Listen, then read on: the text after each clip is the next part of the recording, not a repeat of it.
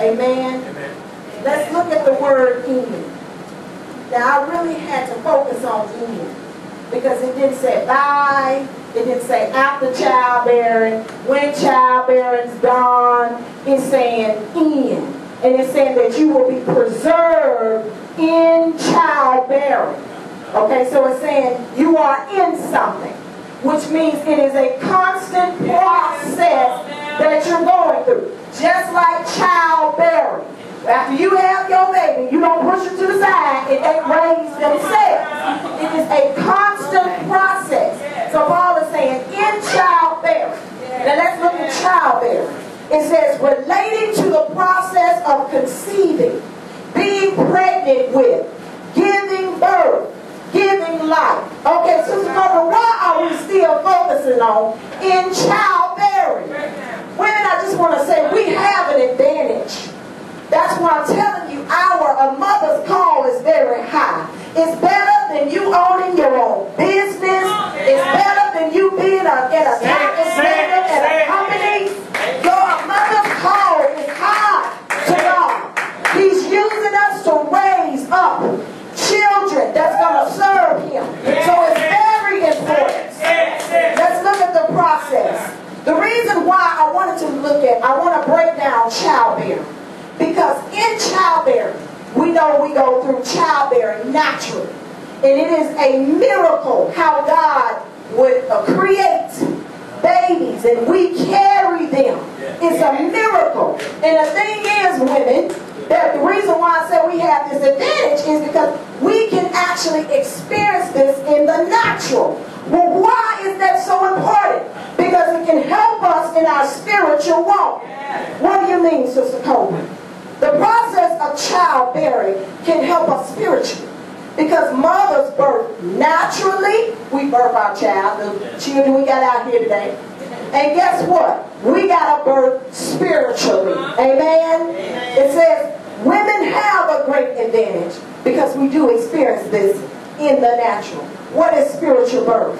John 4:24. Jesus said that God is spirit. And they that worship Him must worship Him in spirit and in truth. Amen. The Bible also tells us that we must be born again. And we know when we are dead, when we've given ourselves to God and we've accepted Him as our Savior, we're supposed to be born again spiritually. Now again, Paul was talking to the women who are already in the church, not those who have not been saved. Because he said continue in faith. So they were already saved through salvation. They were saved. But Paul said continue the process. So what I want to do is be able to look at how do we continue to birth. And Sister so-and-so touched on it today. It doesn't stop when you give your life over to the Lord. It doesn't stop right there, mothers. It is continue. You keep going. You keep going. Well, what are you saying? Now, God wants you to birth even more. Birth what? Birth spiritually.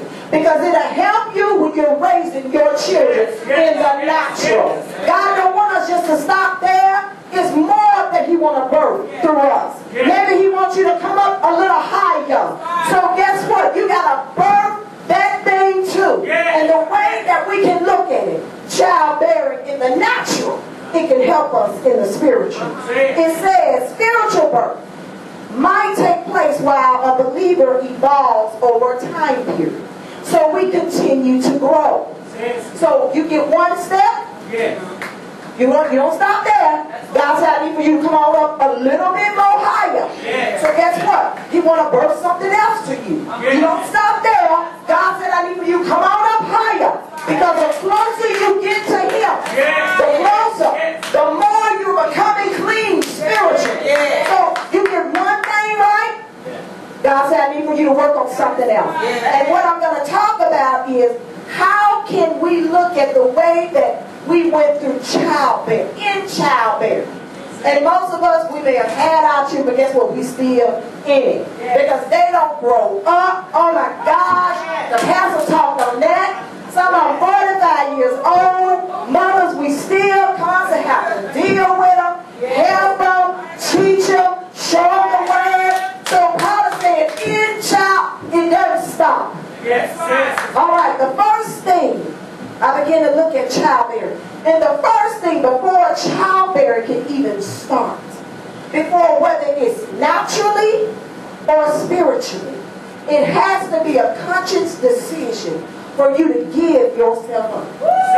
Now, in the natural, you done gave yourself up to somebody. That's how you got little knuckleheads we got today. In the spiritual, you have to give yourself up to God. For God to be able to plant something in you. That's the first step. It also says, I'm going to use Mary as an example, because Mary is a great example of mothers today. It says, I'm going to go ahead and read Luke 1:27-35. And we're going to see how Mary had to do it as well. And we know she was the mother of Jesus. It says, verse 27, to a virgin espoused to a man whose name was Joseph, the house of David. And the virgin's name was Mary.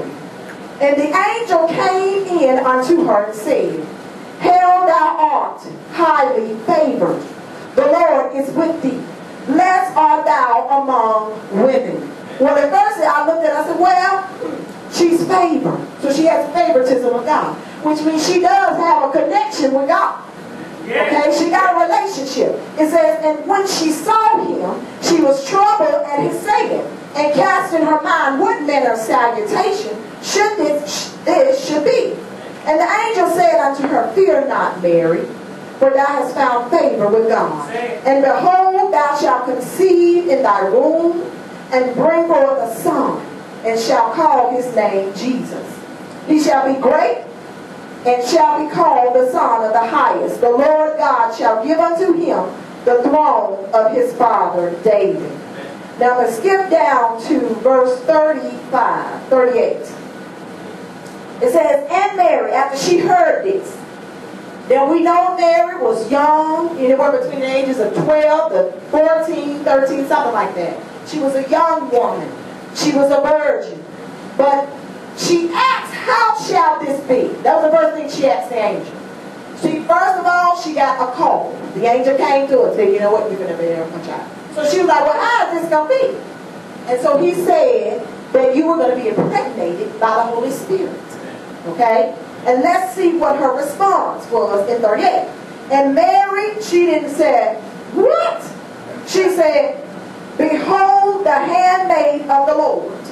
Be it unto me according to thy word. So we see Mary gave herself first for it to take place. All right, the next thing, after you make a decision to give yourself, you must decide to believe God for your provision. Whether it is naturally or whether it is spiritually. We have to believe God. What are you saying? We got to have faith. Amen. It says Romans 10:17. So then faith cometh by hearing, and hearing by the word of God. We can understand the great courage and faith Mary had when we realized that she was not a middle-aged and experienced woman of the world, but rather a young woman of faith who accepted the call. She accepted it to be the mother of Christ. Luke 1:45 says, blessed is she who has believed that the Lord would fulfill his promises to her. So Mary had faith. Amen. The third step is conception. Conception is necessary. You have to be called. Well, what are you talking about conception? Let's go over conception. A seed has to be planted. Naturally, the concept of a husband sowing a seed and a wife to have children is definitely a self-sustaining. This is God-created design. Spiritually. God used the word seed, hallelujah, to refer to around about 10 different things in the Bible. What God is telling us is that planting God's spiritual seed, where, Sister Coleman, in your heart, is the equivalent to the husband planting wife. So conception is necessary. The word of God is called the seed of God. The sower sows the word. Understand that God is spirit. Let's keep remembering that. So God's word are spiritual. And we can learn sometimes that the things we do in the natural can help us. 1 Peter 1 and 23 says, being born again, not of a corruptible seed, but of incorruptible. Thank you, Lord. By the word of God, which liveth and abideth forever. All right? So let's look.